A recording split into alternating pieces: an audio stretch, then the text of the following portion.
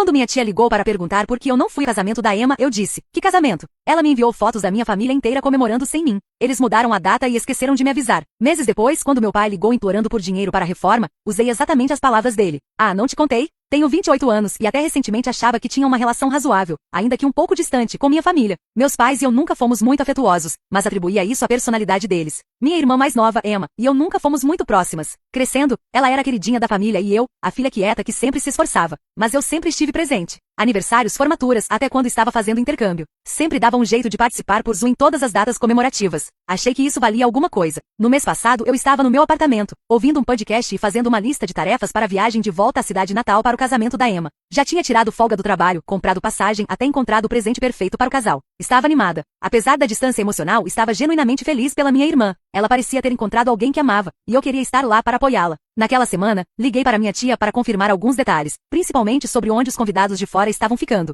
Conversa casual. Quando mencionei como estava animada para o casamento no dia seguinte, houve uma pausa do outro lado da linha. Então ela disse com um tom gentil, como se eu tivesse batido a cabeça: querida, o casamento foi semana passada. Achei que fosse uma brincadeira. Meu estômago revirou. Lembro da sala girar um pouco enquanto eu perguntava o que ela queria dizer com aquilo. Ela disse que achou que eu já soubesse. E como prova me mandou fotos pelo WhatsApp. Minha família inteira vestida impecavelmente, sorrindo para a câmera, posando sob um arco de flores. Minha irmã e o novo marido radiantes. Meus pais aplaudindo na primeira fileira. Mas eu não estava lá. Minhas mãos tremiam. Disse a ela que nunca recebi nenhuma atualização sobre mudança de data. Ela apenas soou confusa e disse: mas eles não te avisaram? Liguei imediatamente para meus pais. Meu pai atendeu, e quando perguntei sobre o casamento, ele deu uma risadinha, como se não fosse nada demais. Assim, a gente adiantou uma semana. Foi mal. Acho que passou batido. Passou batido? Exigi saber porque ninguém achou importante me avisar. Minha mãe entrou na conversa ao fundo, rindo de forma debochada. Mas a gente não te contou. Dava para ouvir a Emma também rindo. Todos achando hilário. Desliguei. Não chorei. Não gritei. Só fiquei ali sentada com o telefone na mão, em silêncio absoluto. Tinha reorganizado toda a minha agenda, tirado licença do trabalho, gastado um dinheiro que mal tinha. Nenhum deles pensou em me avisar que mudaram a data do casamento. Agiram como se fosse uma distração qualquer, tipo esquecer de comprar leite. Fiquei remoendo aquilo por dias. Não respondi a nenhuma mensagem que veio depois. Uma semana depois, minha irmã teve a audácia de me mandar fotos da lua de mel como se nada tivesse acontecido. E aí, cerca de um mês depois, meu pai ligou. Soava nervoso. Aparentemente, o empreiteiro que eles contrataram para uma grande reforma na casa tinha abandonado a obra. Alguma coisa sobre pagamentos atrasados ou falta de fundos. Meu pai perguntou se eu poderia ajudar, só temporariamente, até as contas se regularizarem. Veja bem, eu trabalho com tecnologia. Gano bem. E por anos, venho ajudando discretamente, contribuindo com parte da hipoteca quando o trabalho do meu pai ficou instável, ajudando a Emma com mensalidades quando ela quis trocar de curso 3 vezes, sem esperar nada em troca. Fazendo o que uma filha e irmã supostamente faz. Mas dessa vez não. Ouvi o pedido longo e cheio de pausas do meu pai, as desculpas sobre fluxo de caixa. E então respondi calmamente: uá, não te contei? Silêncio. Continuei. Parei de ajudar financeiramente depois que vocês riram de terem me excluído do casamento. Achei que vocês iam preferir menos coisas para administrar, menos mal-entendidos. Ele tentou recuar, disse que não foi nada pessoal, que estavam passando por um momento corrido. Mas eu já tinha encerrado aquilo. Disse que da mesma forma que eles esqueceram de me incluir em um dos momentos mais importantes da família, eu esqueci de incluí-las no meu orçamento. No dia seguinte, minha mãe me ligou chorando soluços reais, dizendo que família é tudo, que eu deveria entender, que foi tudo muito caótico. Eu disse que ela estava certa. Família é tudo. E é por isso que doeu mais do que eu consigo colocar em palavras.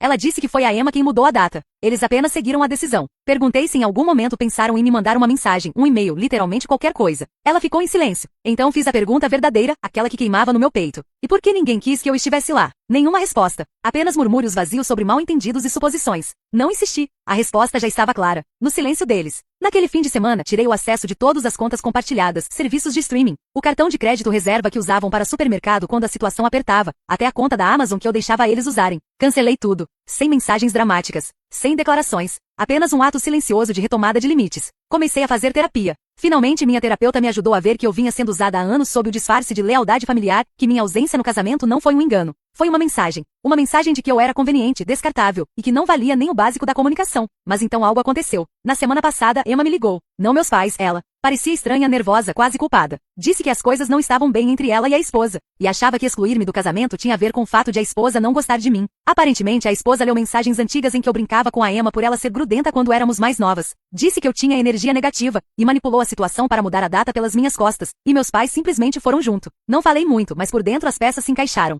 Ela não estava pedindo desculpas por amor. Estava tentando abrir caminho para pedir ajuda no futuro. Porque sabia que, historicamente, eu sempre fui o plano B, aquela que aparecia, não importava o que acontecesse. Mas isso acabou. Disse a ela que agradecia pela honestidade, e que esperava que ela encontrasse uma forma de lidar com o casamento dela, mas que a partir de agora eu manteria distância. Desejei o melhor e desliguei. Pela primeira vez em anos, senti paz. Mas essa paz não durou muito. Ontem meus pais apareceram sem avisar na porta do meu apartamento. É aí que a história continua. Nem bateram. Só apertaram o interfone repetidamente, como se eu lhes devesse alguma coisa. Meu coração afundou no segundo em que ouvi a voz da minha mãe pelo alto-falante. Precisamos conversar. Eu deveria ter ignorado. Deveria ter ido embora. Mas uma parte de mim, um resquício teimoso da versão antiga de mim, os deixou subir. No momento em que entraram no apartamento, minha mãe começou. Sem um oi, sem abraço, nem ao menos olhou ao redor. Só uma enxurrada de chantagens emocionais. Você está destruindo essa família. Isso não é do seu feitio. A Emma cometeu um erro, mas agora todos estamos sofrendo. Fiquei parada, braços cruzados, apenas observando o desmoronamento. Meu pai tentou bancar o pacificador, como sempre. Disse que eu estava sendo injusta, que eles não queriam contrariar a esposa da Emma e precisavam manter a paz. Vocês me sacrificaram para manter a paz, falei com voz calma e firme. Minha mãe bufou.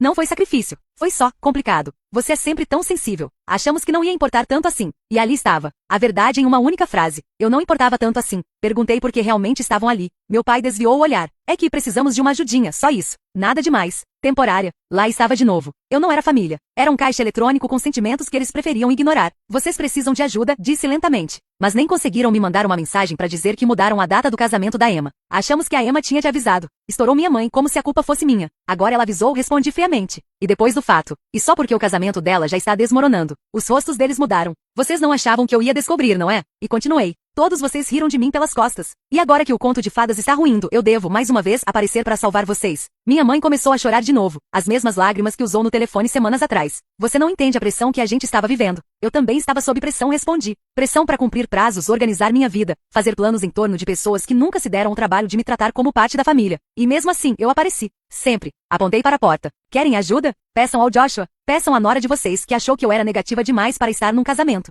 Peçam à queridinha de vocês. Eles não se moveram. Nós te criamos melhor do que isso, disse meu pai, amargo. Não, respondi. Vocês me criaram para ser útil. Isso não é a mesma coisa. O silêncio na sala era sufocante. Minha mãe abriu a boca para dizer mais alguma coisa, mas levantei a mão para interrompê-la. Vocês não vieram aqui para consertar nada. Vieram para tapar um buraco nas finanças com a filha que esqueceram que existia. Eu não vou fazer isso de novo. Nem agora, nem nunca. Caminhei até a porta e a abri. Nenhum dos dois se moveu. Então eu disse, esta é a parte em que vocês vão embora. E eles foram. Sem despedidas dramáticas. Sem portas batidas. Apenas duas pessoas saindo de um apartamento que nunca foi realmente delas para entrar. Os dias que se seguiram foram mais silenciosos do que eu esperava. Sem mensagens. Sem ligações. Sem visita surpresa. Apenas silêncio. E pela primeira vez o silêncio não era vazio. Era paz. Comecei a pensar nos anos que passei tentando conquistar um lugar à mesa de uma família que nunca me quis de verdade. Aniversários em que meus presentes foram ignorados. Feriados em que minhas conquistas eram ofuscadas pelas últimas novidades da Emma. Telefonemas em que eu perguntava sobre a vida deles, apenas para perceber que ninguém nunca perguntava sobre a minha. Mas filhas não são serviçais, nem rede de apoio, nem saco de pancadas emocional. Eu costumava me dizer que ser excluída não era algo pessoal, que eles eram apenas esquecidos, ocupados, distraídos. Mas quando toda a sua família vai a um casamento e de propósito não te avisa que a data mudou, você para de fingir que foi um mal-entendido. Foi rejeição. Foi intencional. E isso te transforma. Cerca de uma semana depois, recebi uma carta pelo correio. Uma carta de verdade, escrita à mão, da minha avó, mãe do meu pai. Sempre fomos próximas, mas ela mora em uma comunidade de aposentados em outro estado, então não conversávamos com tanta frequência quanto antes. Ela soube de tudo pela minha tia. Só quero que você saiba, ela escreveu, que o que fizeram com você não foi certo. Tenho orgulho de como você se posicionou. Você merece coisa muito melhor que isso. Ela terminou a carta com uma frase que nunca vou esquecer. Às vezes a família mais forte que temos é a que construímos. Foi a primeira vez que chorei com lágrimas de verdade, daquelas que fazem o corpo todo tremer, porque alguém me viu. Alguém entendeu que eu não estava só magoada. Eu tinha sido traída. Naquela mesma semana, comecei a fazer coisas que vinha adiando há anos. Reservei uma viagem solo para Lisboa, algo que sonhava desde a faculdade, mas sempre deixava para depois porque sempre havia alguma urgência da família para resolver. Comprei um sofá novo. Troquei as fechaduras. Finalmente tirei uma foto minha e a coloquei em uma moldura. Pode parecer bobo, mas foi meu jeito de dizer. Eu moro aqui. Eu importo. Alguns dias depois, Emma me mandou uma mensagem. Apenas uma linha. Você está mesmo deixando a gente? Fiquei olhando para a tela por um bom tempo. Depois respondi. Não. Só estou deixando de ser a única que tenta. Nenhuma resposta.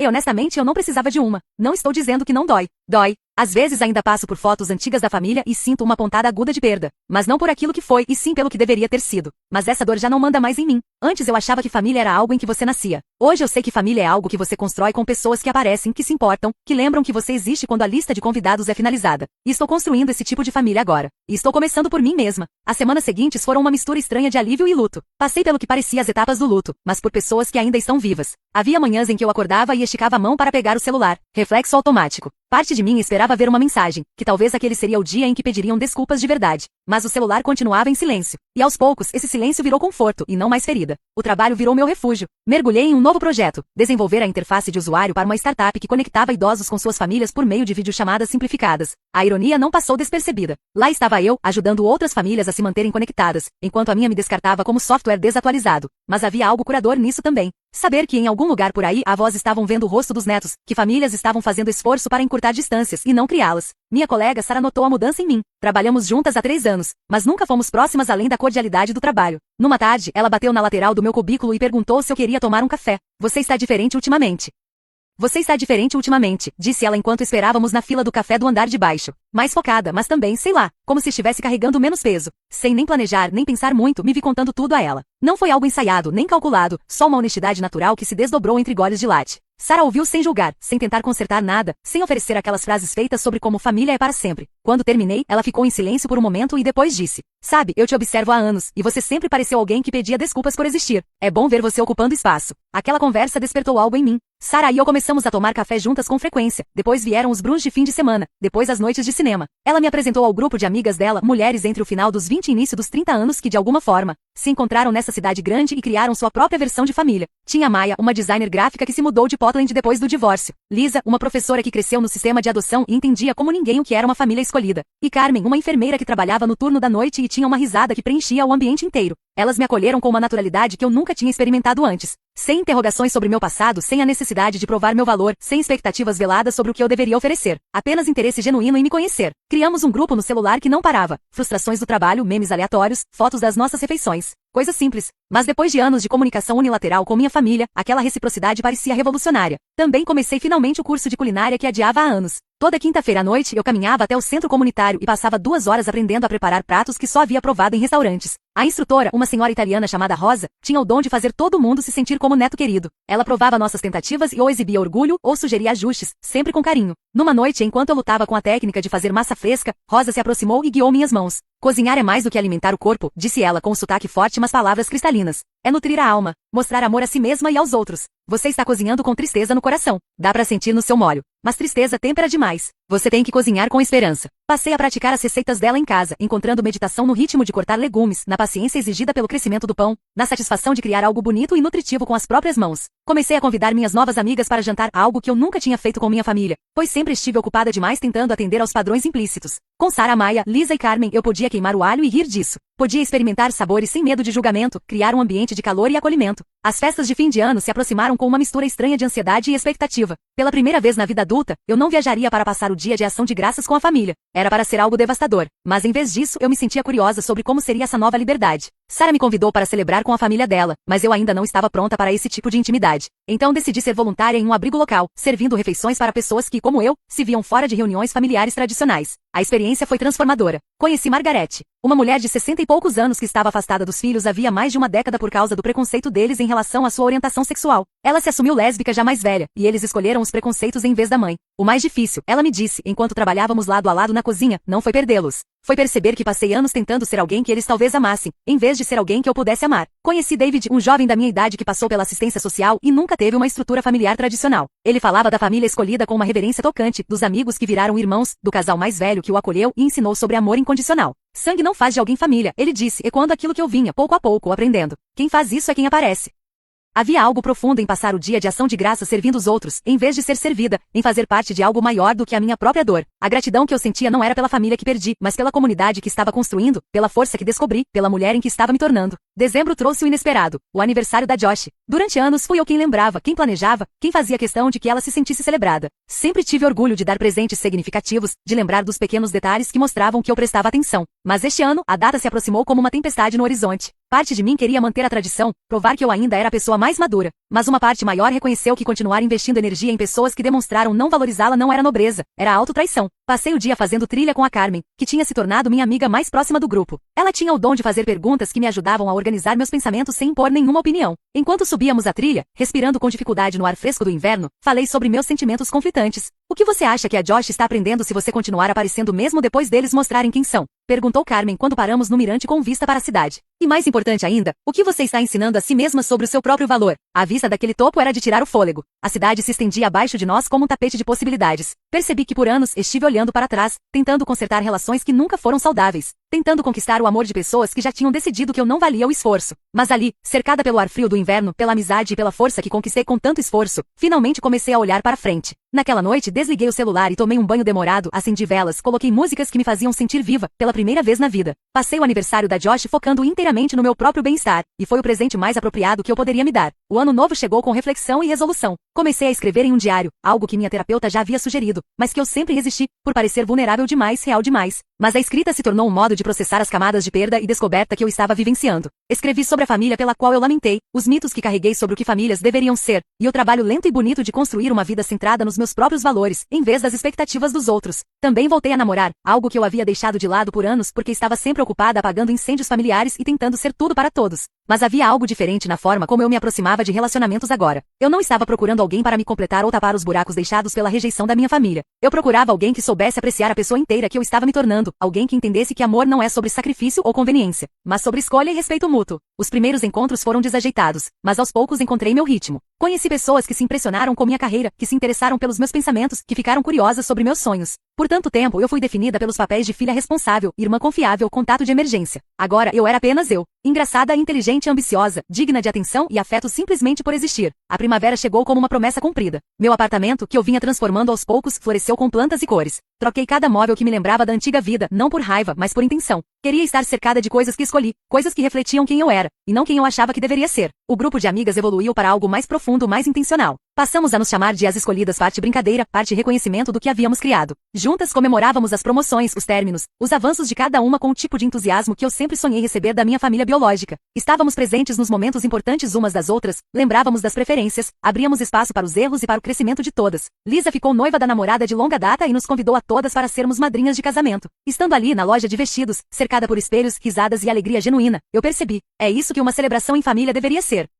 Não por performance ou obrigação, mas por pura felicidade por alguém que você ama. O planejamento do casamento virou um esforço coletivo, com todas contribuindo com suas habilidades e entusiasmo, sem ficar contando pontos ou esperando reconhecimento. Mai abriu seu próprio negócio de design, e todas nós ajudamos como pudemos. Carmen usou seus contatos na enfermagem para encontrar clientes. Sara aproveitou sua rede de tecnologia para desenvolver o site. Eu cuidei do planejamento financeiro, e Lisa criou os materiais de divulgação com a criatividade de professora. Ver o sonho dela ganhando vida, sabendo que tive uma pequena participação nisso, foi mais significativo do que toda a ajuda financeira que já dei à minha família. Minha carreira floresceu de maneiras que eu não esperava. Sem o desgaste emocional constante dos dramas familiares, eu finalmente tinha energia para investir no meu crescimento profissional. Passei a dar palestras em conferências, escrever artigos para publicações da área, construir uma reputação baseada nos meus próprios méritos. E não apenas por ser aquela funcionária confiável que faz tudo. Meu gerente percebeu a mudança e me ofereceu uma promoção para liderar uma nova equipe dedicada ao desenvolvimento de softwares voltados à acessibilidade, um trabalho que se alinhava perfeitamente com meus valores e vivências. Numa noite, enquanto trabalhava até mais tarde num projeto particularmente desafiador, recebi uma mensagem de um número desconhecido. Demorei alguns segundos para perceber que era da esposa da Emma, a pessoa que havia articulado minha exclusão do casamento. A mensagem era longa e confusa, cheia de desculpas e explicações sobre mal-entendidos e pressões familiares. Ela queria tomar um café, esclarecer tudo e começar do zero. Fiquei olhando para aquela mensagem por muito tempo, sentindo algo surpreendente, quase nada. Nem raiva, nem dor, nem esperança desesperada por reconciliação. Apenas um tipo de reconhecimento cansado de que certas pessoas só estendem a mão quando suas próprias vidas saem dos trilhos.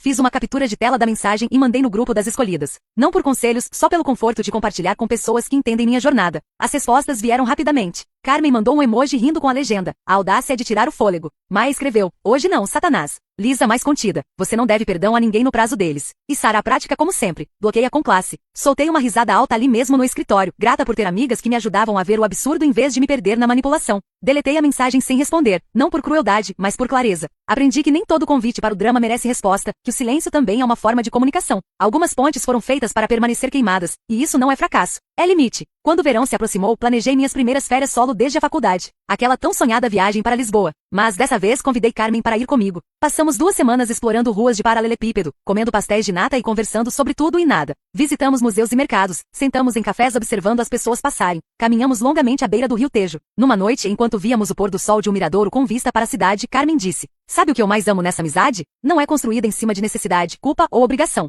É construída em escolha. Todo dia a gente escolhe estar na vida uma da outra, e é isso que a torna real. Sentada ali, cercada pela beleza de uma cidade que sempre sonhei conhecer, ao lado de uma amiga que eu escolhi, e que me escolheu de volta. Senti algo que busquei por toda a vida, aquela certeza profunda e inabalável de que eu pertencia a algum lugar que era valorizada, que estava em casa. Não por sangue, história ou proximidade, mas por intenção, cuidado e respeito mútuo. A família que construí era pequena, mas poderosa, autêntica de um jeito que minha família biológica nunca foi. Comemorávamos os sucessos umas das outras sem competição, nos apoiávamos nas falhas sem julgamentos, e nos amávamos não apesar dos defeitos, mas com eles. Era isso que eu buscava desde sempre. Não pessoas perfeitas, mas pessoas reais. Não amor incondicional, mas amor intencional. Não família por acidente, mas família por escolha. Quando o outono chegou novamente, marcando quase 2 anos desde o incidente do casamento, recebi uma ligação inesperada da minha avó. A voz dela estava mais fraca do que eu lembrava, mas suas palavras eram nítidas e firmes. Ela estava no hospital. Nada imediatamente fatal, mas sério o suficiente para que ela quisesse me ver. Eu não quero deixar este mundo sem te dizer o quanto tenho orgulho da mulher em que você se tornou. Ela disse. Dirigi até Oak State naquele fim de semana, com o coração pesado de antecipação. A comunidade de aposentados parecia diferente dessa vez, não era mais o lugar acolhedor e familiar das visitas da infância, mas um lembrete severo da mortalidade e da passagem do tempo. A vovó estava sentada perto da janela quando cheguei, parecendo menor do que eu lembrava, mas com o mesmo olhar cheio de inteligência feroz que sempre me fazia sentir vista. Me conta sobre a sua vida, ela disse, sem rodeios. E pelos 3 horas seguintes, eu contei. Falei sobre as escolhidas, sobre meu sucesso profissional, sobre as sessões de terapia que me ajudaram a entender a diferença entre ser usada e ser amada. Mostrei fotos de Lisboa, vídeos do casamento da Lisa, capturas de tela dos nossos grupos cheios de piadas internas e cuidado genuíno. Ela ouviu com a atenção focada que sempre foi seu dom, às vezes fazendo perguntas que mostravam que ela entendia não só o que eu dizia, mas também o que eu não conseguia dizer. Quando terminei, ela ficou em silêncio por um longo momento, depois estendeu a mão para a minha, com dedos que pareciam feitos de papel e aço. Preciso te contar algo sobre seus pais, ela disse. Algo que eu deveria ter contado anos atrás, mas eu pensei, eu esperava que eles mudassem. Ela respirou fundo, com esforço. Seu pai sempre teve ciúmes da Joshua. Não dela em si, mas do que ela representava. A segunda chance, a filha de refazer. Quando você nasceu, sua mãe teve uma depressão pós-parto severa. Ela não conseguiu se conectar com você como conseguiu com a Josh, 5 anos depois. Seu pai, em vez de ajudá-la e em vez de proteger vocês duas, culpou você pelos problemas dela. As palavras batiam como golpes físicos, cada uma aterrissando em lugares onde eu havia carregado dores sem nome por décadas. Elas criavam uma narrativa que dizia que Josh era mais fácil, mais amável, mais digna de amor, e que eu era difícil, a exigente. Eles se convenceram de que isso era verdade. E criaram nós duas para acreditarmos nisso também. Mas nunca foi verdade, querida. Você era apenas um bebê que precisava de amor, e eles falharam com você. Senti lágrimas que pensei já ter chorado, mas essas eram diferentes. Não de dúvida, mas de validação. A avó que sempre me enxergou com clareza finalmente estava dando nome ao que eu sempre senti, mas nunca consegui explicar. Eu tentei compensar isso quando pude, ela continuou. Aqueles verões que você passava comigo, aquelas ligações em que eu perguntava sobre seus sonhos, e não suas notas. Eu estava tentando mostrar que você importava pelo que era, não pelo que fazia pelos outros. Mas eu era velha, e eles eram seus pais, achei que minha influência fosse limitada. Conversamos até o fim do horário de visitas, e ela me fez prometer que continuaria construindo a vida que criei, que nunca deixaria as limitações deles definirem meu valor. Enquanto dirigia de volta naquela noite, senti algo mudar dentro do meu peito. Não exatamente um fechamento, mas uma espécie de conclusão. Entender a origem da rejeição não fazia doer menos, mas fazia sentido, de um jeito que finalmente me libertava daquela dúvida eterna sobre o que eu tinha feito de errado. Os meses seguintes trouxeram desafios inesperados que colocaram à prova a força da minha família escolhida.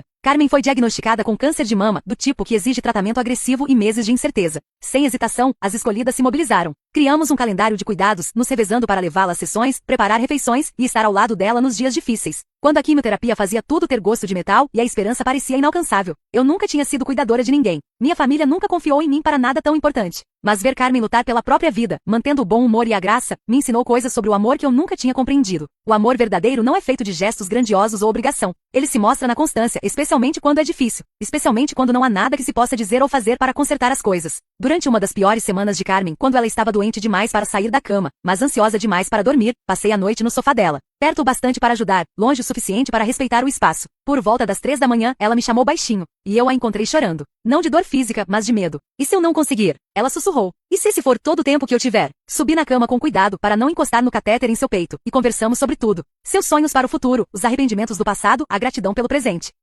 Conversamos sobre legado e significado, sobre o que significa viver plenamente, mesmo diante da mortalidade. Ao nascer do sol, ela adormeceu encostada no meu ombro, e eu compreendi algo profundo sobre a família escolhida. A gente não apenas celebra junto, enfrenta a escuridão junto também. O tratamento da Carmen foi bem sucedido, mas a experiência mudou todos nós. Vimos o quão rápido tudo pode mudar, o quanto nossas conexões são preciosas, e como é importante dizer o que realmente importa enquanto ainda temos tempo. Passamos a fazer jantares mensais de gratidão, nos quais dizíamos explicitamente o quanto nossa amizade significava, reconhecendo o presente que é ser escolhido, e escolher o outro. Minha carreira atingiu novos patamares naquele ano. O software de acessibilidade que minha equipe desenvolveu ganhou prêmios importantes importantes no setor e fechou grandes contratos. Fui convidada a falar em conferências internacionais, compartilhando não apenas conhecimentos técnicos, mas também reflexões sobre design inclusivo, baseadas nas minhas próprias experiências de exclusão e invisibilidade. De pé em palcos diante de centenas de pessoas, falando sobre um trabalho que me importava profundamente, senti o peso completo do quanto eu tinha avançado desde aquela mulher que ficava em silêncio enquanto a família ria da sua dor. Uma noite após uma apresentação particularmente bem-sucedida, estava verificando meus e-mails no quarto do hotel quando vi uma mensagem da Emma. O assunto dizia: por favor, leia isso. Contra meu melhor julgamento, a curiosidade venceu e eu abri. A mensagem era longa, confusa, claramente escrita durante um colapso emocional.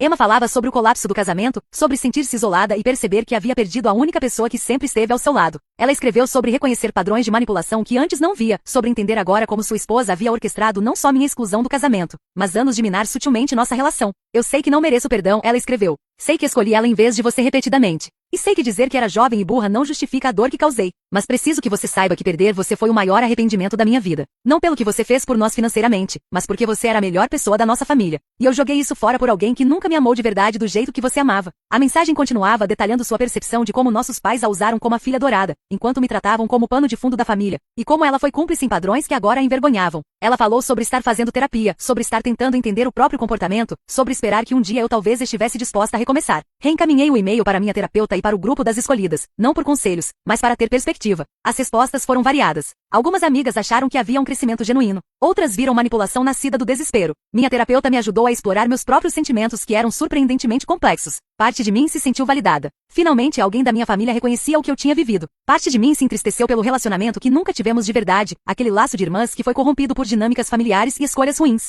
Mas acima de tudo, eu me sentia protetora da paz que construí. Estava cautelosa em permitir que dores antigas voltassem a ocupar espaços que me custaram tanto para curar. Fiquei com aquele e-mail por semanas sem responder. Falei sobre ele na terapia, processei tudo no meu diário, discuti com amigas que conheciam minha história. Eventualmente percebi que perdão e reconciliação são duas coisas diferentes. Eu podia perdoar a Josh, Emma, pela minha própria paz de espírito, sem necessariamente reconstruir uma relação que sempre foi desequilibrada e dolorosa. Quando finalmente respondi, fui breve. Agradeço sua honestidade e espero que a terapia te ajude a continuar crescendo. Eu te perdoo, mas não estou pronta para um relacionamento agora, e talvez nunca esteja. Desejo que você consiga reconstruir sua vida. A resposta da Emma veio imediatamente, aceitando meus limites com uma maturidade que me surpreendeu. Ela agradeceu por eu não ter fechado completamente a porta, reconheceu que reconstruir a confiança levaria um tempo que talvez ela não tivesse, e prometeu respeitar minha decisão. Foi a comunicação mais madura que já tivemos. E embora não tenha mudado minha decisão de manter distância, trouxe uma sensação de encerramento que eu nem sabia que precisava.